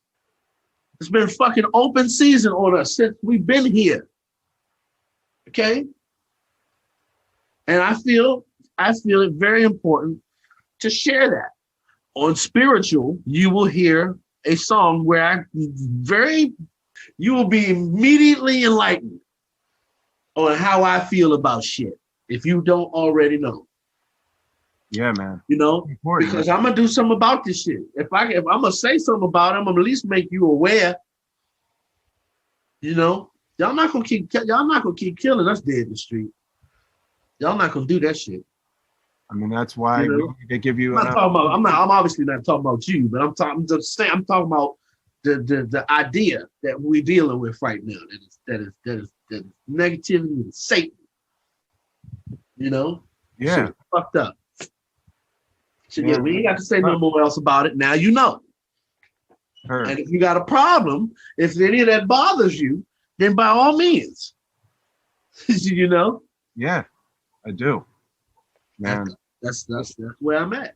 I'm just trying to lift people up and give you that. That's the goal. The goal is to lift you up, to bring you out of that darkness that you're in, that's keeping you from actually really being free and allowing others to be free. We get caught up in all the fun. You know, I was thinking all the times I see you, it's fun. We're on Jam Cruise, we're at Jazz Fest, we're at the Lettuce shows, but that ain't life for real. And like people want to dig deep. If they want you to dig deep for that real shit, like that's where it comes from. And it's important, like, you know, that's why you sing the way you do and why you have to have these talks with your sons. And like real talk, we don't live that. I don't live that. My skin is white. I move through life like that. And you don't. And like that's where that music comes from. So we don't get all the good shit and then not hear the story. So I appreciate you taking it there. I know it's not fun to get all worked up, but like people need to hear it because the shit is real. I'm getting older, and I may pass out one day because black people have high blood pressure. Why we got high blood pressure? Because we've been running for white people for 40 years. Because the blood pressure get high. That's what happened. Yeah, man. I don't know. There's not much I can say to that. Different. That was just playing. But, and you know, on all kidding aside, you know, most of the fans that come to see Lettuce, So Live, you know, Warren Haynes, whatever, were white people. Most of us. But the music we love is really rooted, like all music is rooted in the black culture, but particularly this funk, soul, blues, the stuff that makes our whole scene happen is black music. And like, you know, you shoulder a lot of responsibility having to teach a lot of white folk what this shit's about. It's not just like get drunk and go dance at the pool deck of Jam Cruise. There's more to it than that. And I appreciate you taking that, you know, you have to, like, it's a responsibility and you step into that, and that's important. So I don't want you to ever feel bad about, you know, getting a little bit loud and letting people know what time it is. It's hard. It's difficult sometimes. And I think I speak for a lot of people. It's difficult sometimes, you know, when that's what's expected of you. You know what I'm saying? Sometimes you don't feel like doing that shit. You know what I mean? Because that's a whole nother story. You and I could talk about that on some other shit. We're not gonna talk. Sounds good, man. Definitely want to talk to you about that. That's some shit. We'll save that for off the record. We'll save that for the one you have to pay for. All right. Was it the patron? The patron. Patron. Right. Yeah. Well, patron. Shit. Yeah. like Let's make some money. Let's make some got money. You know. Yeah, you know what I'm saying? Hey, man, whatever we can do to support, man. Do something, shit. You know, we got the new record May 14th, got a record with Lettuce after that coming. So the future's bright, man. Once people like shape up and we can get back into the clubs and get to the festivals, like there's a lot of Nigel Hall about to happen, and I'm excited. A lot. I'm you know, if I just got all my studio stuff updated today, and if I fully haven't lost all of the shit that I had on a hard drive, I'm gonna look and see. I'm about 3 records in the can. So I got a lot of music that's gonna come out one way or the other. I'll figure it out and I'll re-record all of that stuff again if I need to, but hopefully I don't. But there's a lot of music that I'm working on that's coming out soon. I'm about to go to LA next week and do some shit with Raquel Rodriguez, who is a really close friend of mine, Sam Brown of Blue Dream Studios. Watkins is out there. My best friend John Nato is gonna be there. So we're gonna have some LA time and some In-N-Out burger. That's the first thing I do when I get there is In-N-Out burger. So y'all got In-N-Out in Oakland? Yeah, we do. No, we don't. We don't have In-N-Out in Oakland. We gotta drive like towards about 20 miles up the highway. No, they got no. Oh shit! So you're pissed. Which is better. I'd be in trouble, man. Actually, just had it for the first time in months yesterday, driving home from Tahoe. That's awesome. Man. I heard you sing with Raquel before, or she sang with you at Jazz Fest. You did like the grid with Nigel Hall and her. Yep. And so I know you got your hands in a lot of different things with a lot of different artists. So you just got to keep us aware of what's happening, and we're going to support it. Oh yeah, you know, I'm gonna let you know everything about what's going on, bro. Yeah, man. You'll know before a lot of people do. So well, I appreciate that, and I appreciate the advanced listen to Spiritual. I can't wait for the people to hear it. I can't wait to either. In a couple weeks, my new single, one of the singles is coming out. And what's the name of that song? You know which one you're releasing it? Yep, we're putting out Wake Me. Nice. Yep. You know what it is. You've heard it. Yeah, man. I had it on repeat since you gave me the that's what's up. Listen. The whole thing. I mean, I have to admit, I let my fiance, she's here at the house, so she gets to listen. That's your wife, yeah. You know, funk heals, like your shirt says, and this is more than funk. This is funk, this is soul, this is R&B. This is like all the whole lineage we're talking about, you know, like Black Man and that struggle. This is your record that represents that. And I think that the world needs to fucking hear it. And they will. This record is all you'll get to see all the battle modes. That's what I mean. There's still some love joints on there, you know. Yeah, of course. To make you happy, but it's maybe making music a little bit too. It's can't stray too far from that, you can't populate the world, say God. Yeah, man. It's me. It's all shit that I would ever like. It's me. There it is. That's right on, man. Well, I always like to wrap up with a recommendation. Like, don't think too hard on it, but people listening right now, is there a record, old or new, that's getting you through that you're just like playing all the time? Like, oh, you know what? There is actually a record. Oh man, I'm listening to the Dollar soundtrack by Quincy Jones. It's some deep shit. It ain't, it's a soundtrack. So just Quincy is fucking Quincy Jones, man. He's a fucking genius. There's only one. I've never heard anybody with just a mind frame to think that way. Yeah. That's a lot of different pieces too. That's not just writing some shit and telling the motherfucker play it. I gotta find the right person to do it. And he knew all the right fucking people and made the most perfect music I've ever heard in my life. Love it, man. Dollar soundtrack. So, the Dollar soundtrack. Check it out. It's awesome. Well, dude, you've been really generous with your time. Hey man, good to talk to you, Alicia Ferris. Yeah. Hey man, I had to use the good tech, man. I got the good tech. Hey, I feel you, bro. I feel you. I totally understand. I'm grateful for this, man. I had a great time talking to you, man. Always do. We definitely should do it again soon. Yeah, man. Anytime. Like after the record comes out, we start doing some shows again. We'll link back up. We'll do it in person when we can. In person, absolutely, man. I'm totally down. All right, brother. I love you, man. All right, brother. Love you, man. Be safe. I even got my lettuce from. This is from Denver. You got the lettuce. You got the whole. You have just. Where'd you get? I got the Golden Wolf hat. This is the Denver t-shirt for my birthday. Nice. Represent. That's fucking awesome, bro. All right, love you, man. You be safe. Yeah, you do the same, man. Much love. All right, peace. Peace.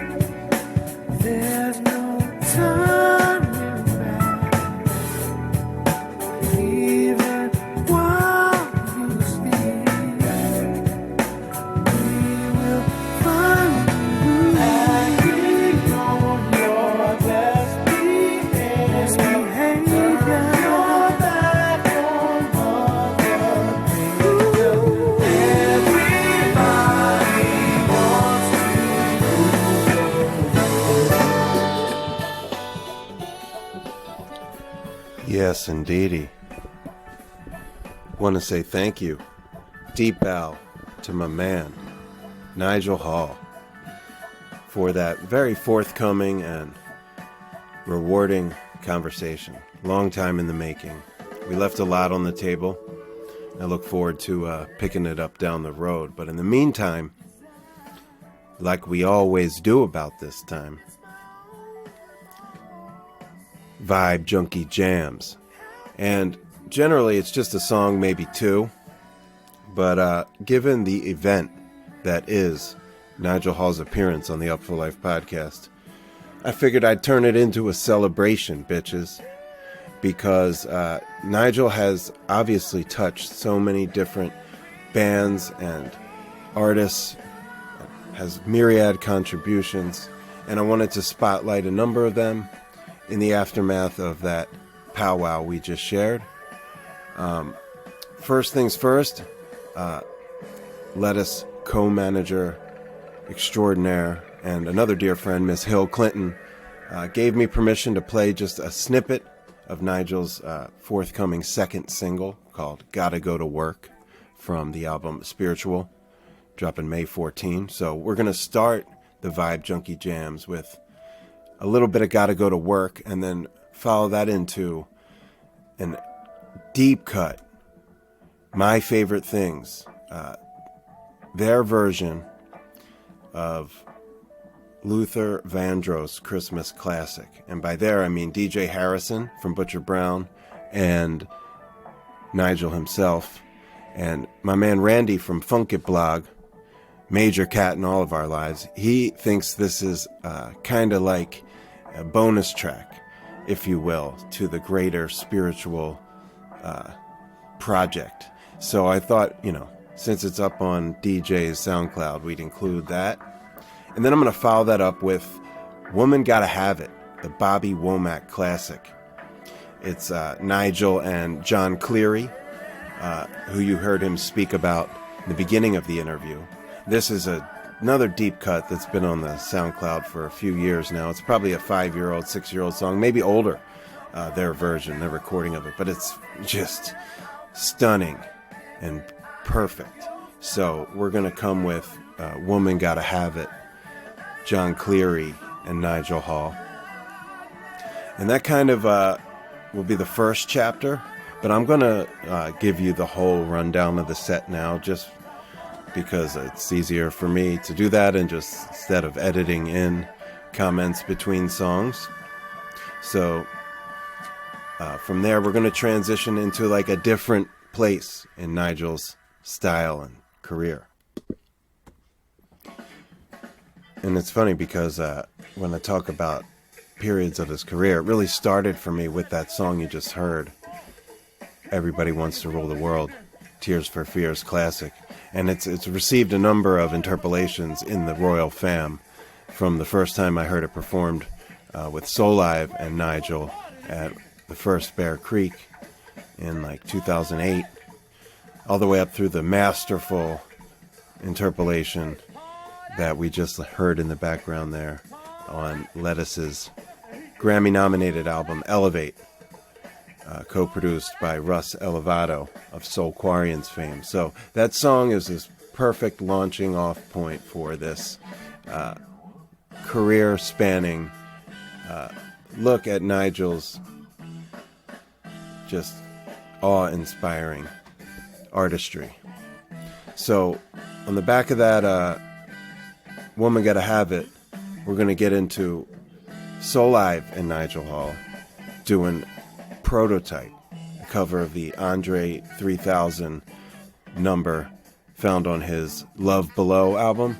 And again, just such a juicy arrangement and performance. You hear, obviously, the Soul Live cats, Kraz and the Evans brothers, plus Ryan Zoidis and Sam Kinninger and Nigel Hall. So we'll hear Prototype, and then I'm going to stick with Soul Live because Nigel's been down with the Soul Live crew for just as long as he has been Lettuce. And he even made his first album with Eric Krasno, Ladies and Gentlemen. And I kind of got hip to Nige through Soul Live before Let, if only by a few hours at the first Bear Creek. nonetheless, I'm going to follow that prototype up with one of my favorite songs, just period, ever, in A Change Gonna Come, the Sam Cooke iconic chestnut that can bring me to tears at any given moment. And this version is from Bow Live 2012, March of 2012, Soul Live, Nigel Hall, Ledesi, and Derek Trucks. And this is just an awe-inspiring version of the song that really, to be honest, Ledesi serves Nigel his breakfast. But it's, just a family affair and just a monster. So we're going to roll with the twofer with Soul Live and follow that up with a twofer from the Nth Power. Now, you heard Nigel talk emotionally about the liberation and freedom in the Nth Power when he was in that band. And he talked about the juxtaposition between like them doing a silly, funky classic and then an emotionally gripping number.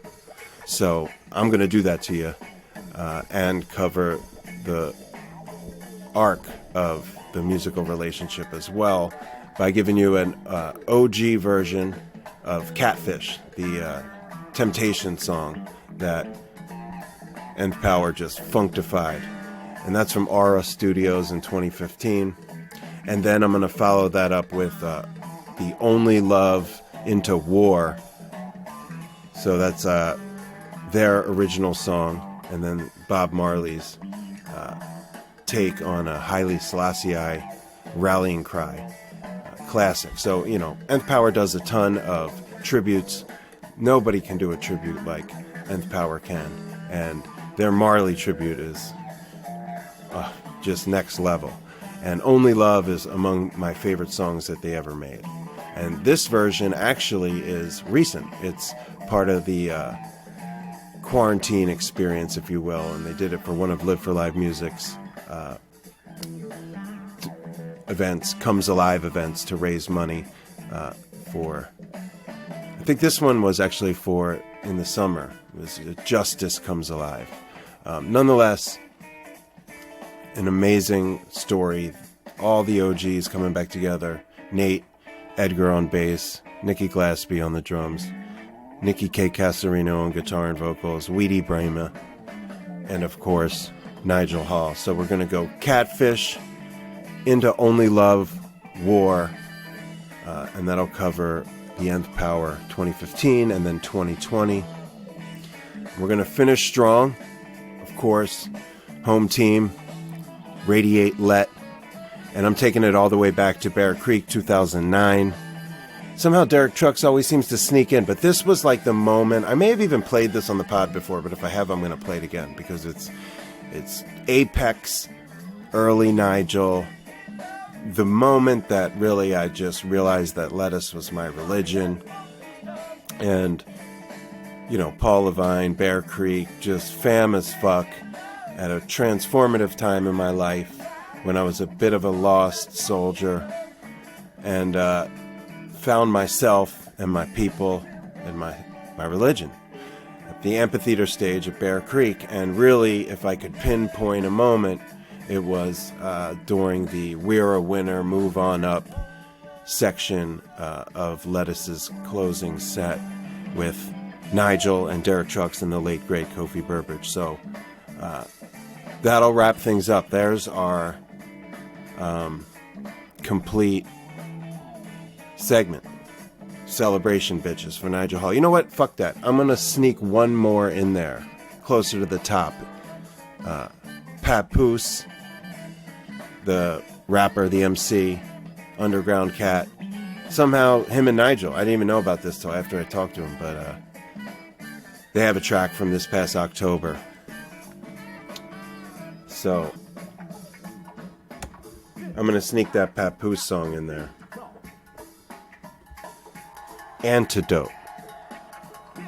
Papoose, featuring Nigel Hall, Antidote, from 5 months ago.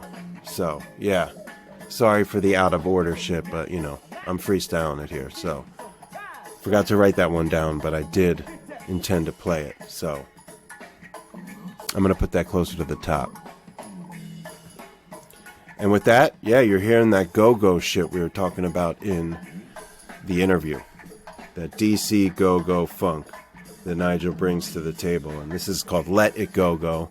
And it's from the late, great Rex Theater in Pittsburgh back in 2019.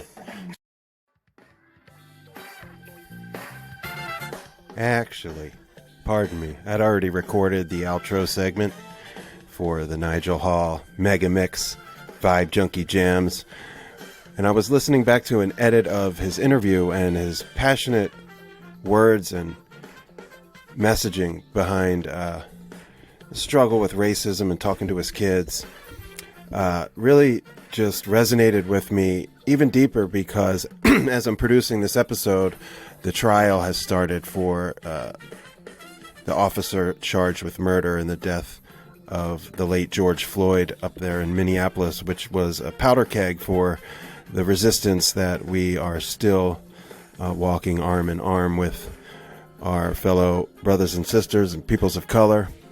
And I did not want to neglect that in any way, because I had the privilege and opportunity to cover a single that Nigel contributed to called I Can't Breathe. It was Chris Royal from New Orleans. He's a multi-instrumentalist and part of George Porter's Running Partners. Has his own crew, Dark Matter. Has played with a number of cats. You name it. Anyway, Chris has been writing music about the struggle of black people in America for many years. And like Nigel, his convictions lie at the heart of his art. So I wanted to first, appropriately enough, play I Can't Breathe, Chris Royal, Nigel Hall, Kid Chocolate, and Big Sam. And then we'll get into the whole Nigel Hall mega mix that I just told you all about. So didn't want to re-record that whole segment just to fit this song in, so I'm just jumping in here with a quick couple of words about I Can't Breathe, Chris Royal, Nigel Hall, Kid Chocolate, Big Sam. Up for Life Podcast, episode 43.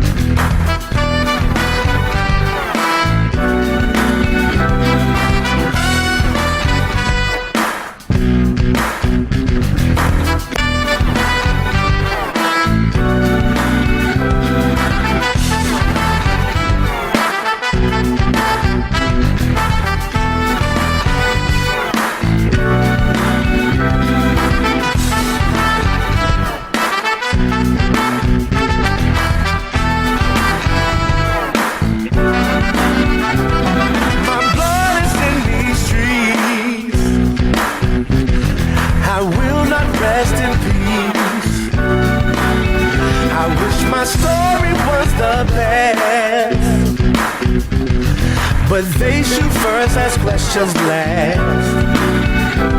My story ain't nothing new. Nothing about the poison you, but it's brutality. Brutality. Yeah. Races behind a back, plain to see their bad apples on a poison tree. I got more life to live. I got more love to give. Because I'm like you know the truth. I have put my hands up. Can't tell you my name 'cause I can't breathe. Somebody help me please. I have put my hands up.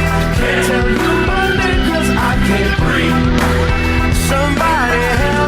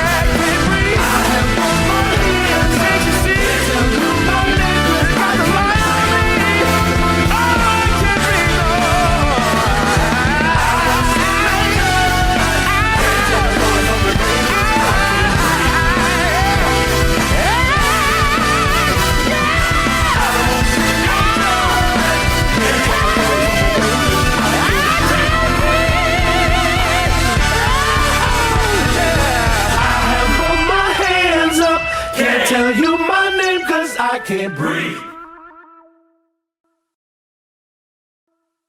Taking it from the top. Gotta go to work. Snippet. Then my favorite things. Woman Gotta Have It. Papoose and Nigel doing Antidote. Soul Live and Nigel doing Prototype. Bow Live, Change Is Gonna Come with Letizzy and Derek Trucks. Nth Power, Catfish, then Only Love, War.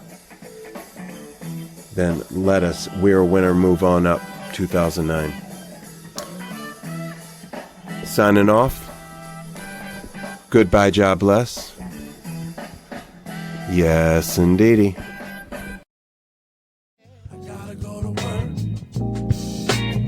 Even on Sunday morning, I gotta go to work.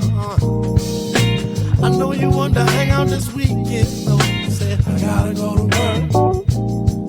Said I know you want to do it all night, baby, but I gotta go to work. Somehow I think I'm free this weekend. Oh shit! I gotta go to work.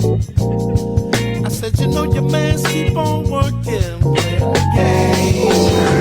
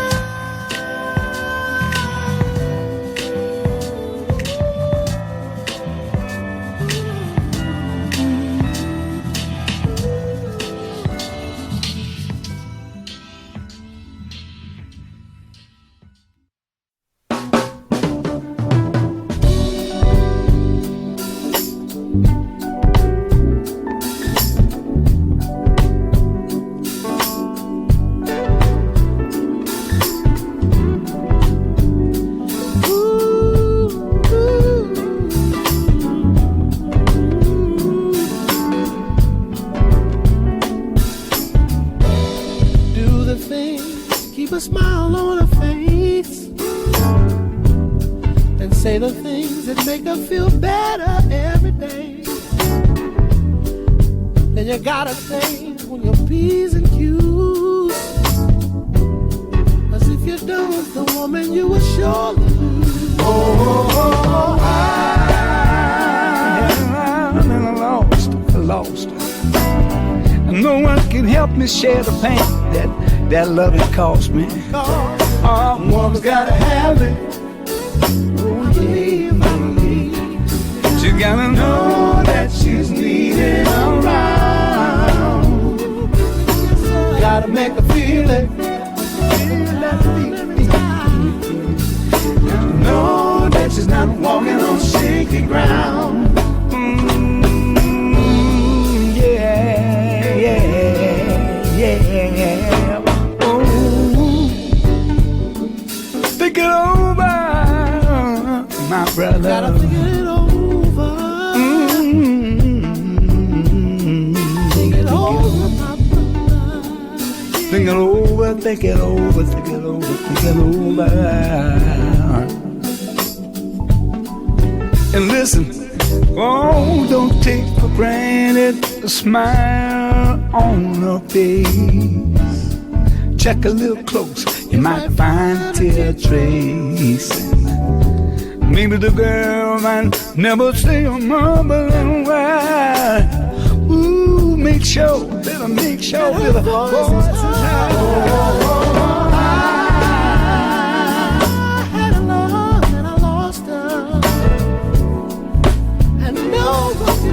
share the pain that they call. Oh, a woman's gotta have it. Ooh, I believe. She gotta know that she's needed around. Oh, you gotta make her feel it. Gotta make her feel it. Yeah, she gotta know that she's not walking on shaky ground. Ooh, ooh.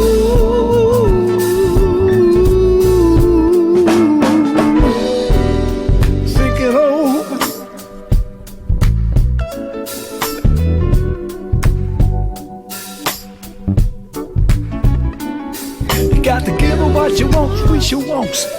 When she wants it. When she wants it. Oh, she wants it. Yeah, you know she wants it. Oh, woman's gotta have it. Yeah. Ooh, oh, woman's gotta have it. Woman's gotta have it. Woman's gotta have it. Woman's gotta have it. Woo, yeah. Woman's gotta have it. Every time she feels it, she wants. Woman's gotta have it. Oh, she wants. Woo, woman's gotta have it. Miss you, Bobby.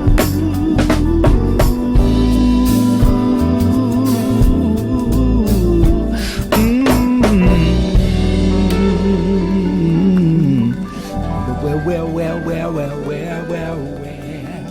woman's gotta have.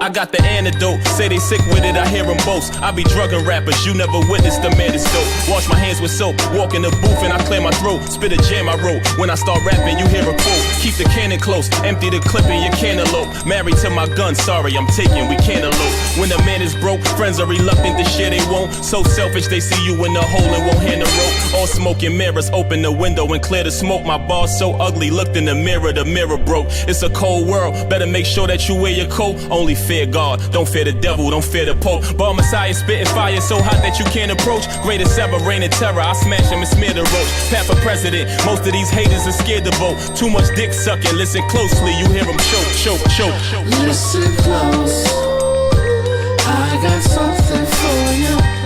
Listen close, I got the antidote, I got the antidote. Listen close, I got something for you. Listen close, I got got the antidote. I don't make comparisons, I ain't them amateurs. I take the silencer, screw it on my favorite ratchet, bro, and blaze the challengers. Invasive racists, fake ambassadors, invaded Africa. The face of hatred, raped and ravaged us the way they handled us. Can rock ferocious on you cockroaches, spray the canister. Nowadays that ain't my character, I'm of a greater caliber. The mathematics that I'm dropping ain't your algebra. Specialize in mental exercise and raise my stamina. Statistics say our race is savages, they rate the averages. Our young men should be raised to Attica, that's their analysis. Kids dying, birthdays that never made the calendar. This is blatant arrogance, we gotta change the narrative. Babies making babies, daughters pushing baby carriages. We always loved our babies, nowadays they ain't as passionate. Your daughter end up with a deadbeat, it's straight embarrassment. You borrow from the Indians and start arranging marriages. Listen close, I got something for you. Listen close, I got the antidote. I got the antidote. Listen close, I got something for you. Listen close, I got the antidote. I got the.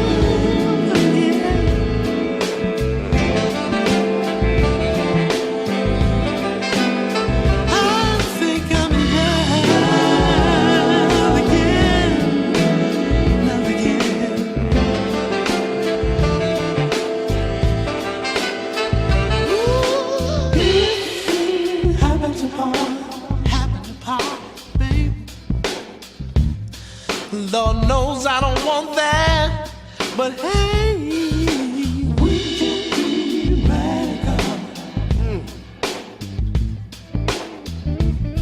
We meant for the same reason. I think I'm in love. Yeah, yeah.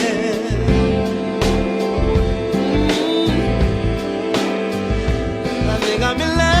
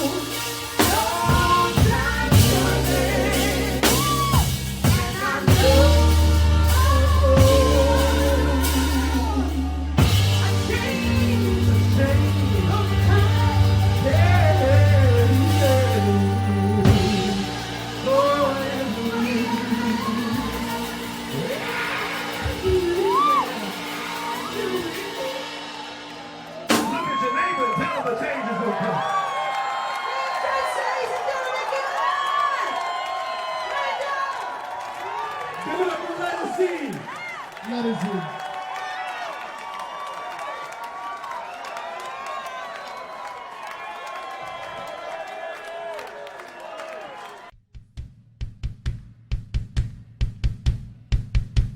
Y'all clap your hands out there in the land.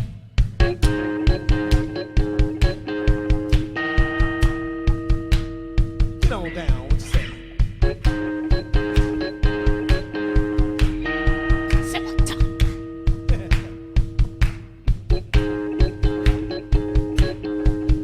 I hope I don't need that B.I. knocked out of tune.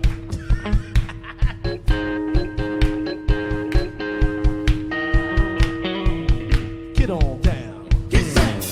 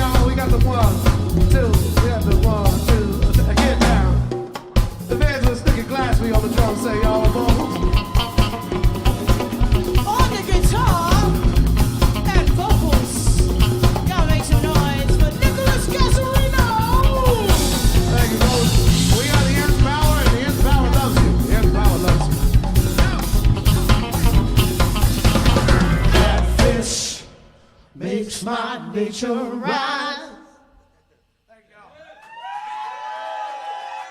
The Nth Power loves you. We love you.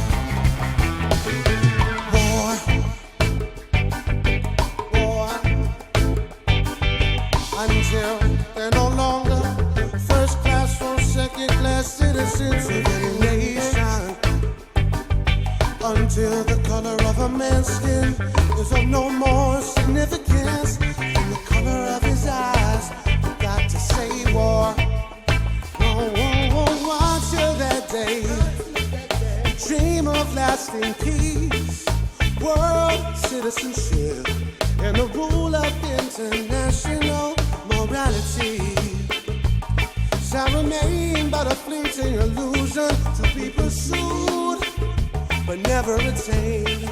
Well, everywhere is war. It's a war. We don't need no more trouble. We don't need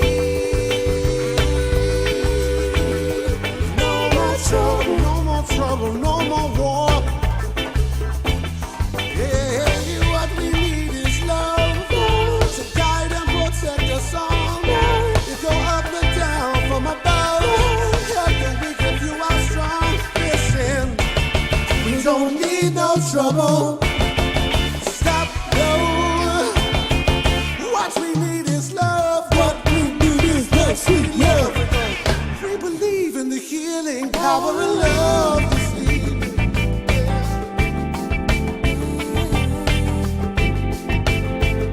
Oh, do you believe in the healing power of love? Well, Nikki, won't you tell about it? Take it up a little higher. We believe in the healing power of love. Oh, yeah.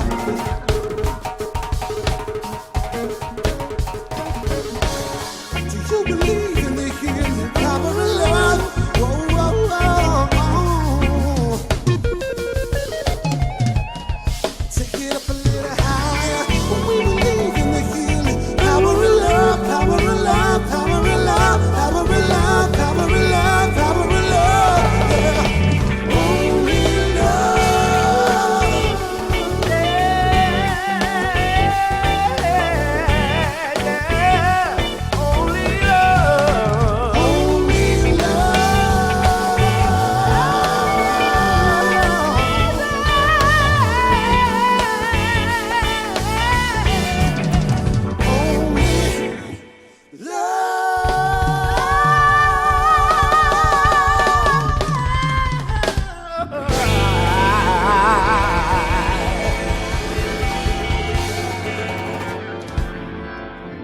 Oh, Lord.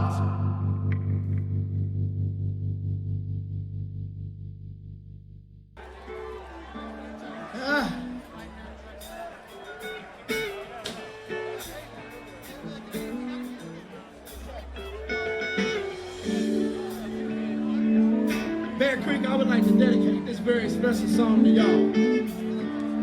You guys helped to make my time here last year so wonderful, so sweet. And I want to dedicate this to y'all.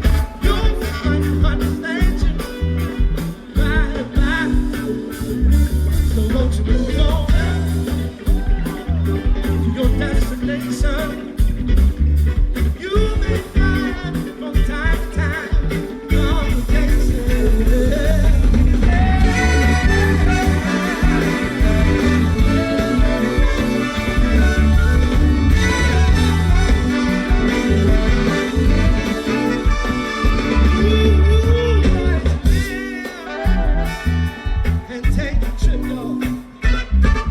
Then baby went from the hell that you cannot slip. So won't you move on out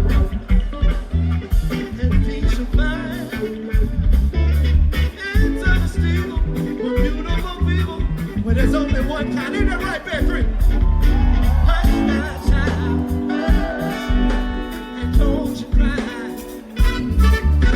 Your folks might understand you.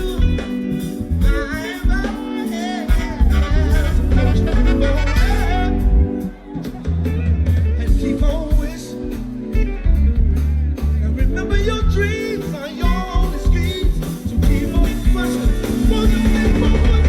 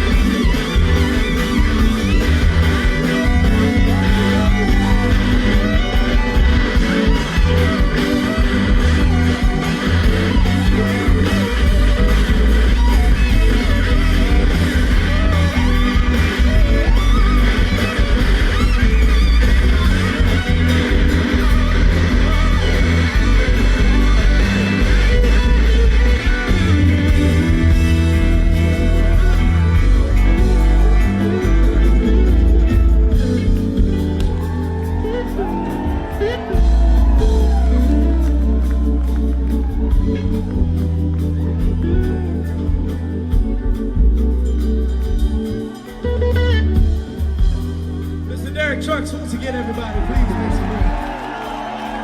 The legend in his own time.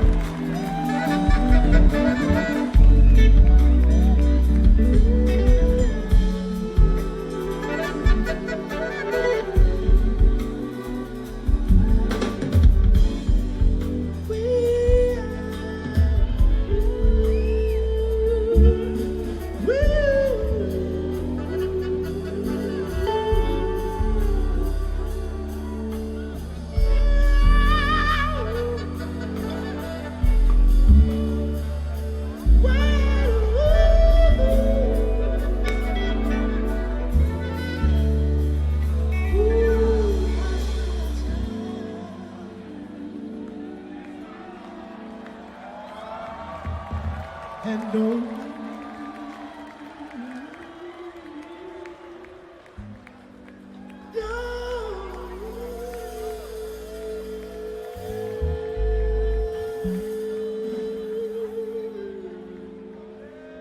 you cry.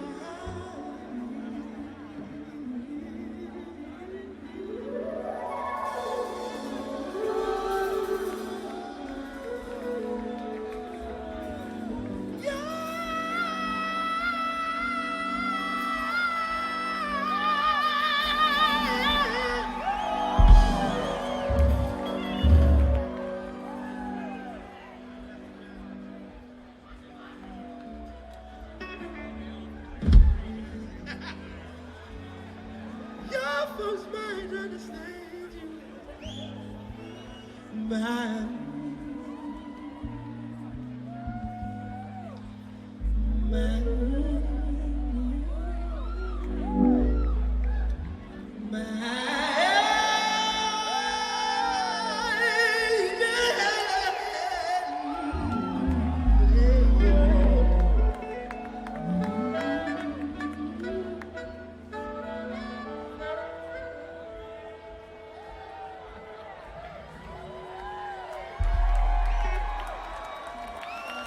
a little faith, if you put your mind to it, you can show enough do it, y'all.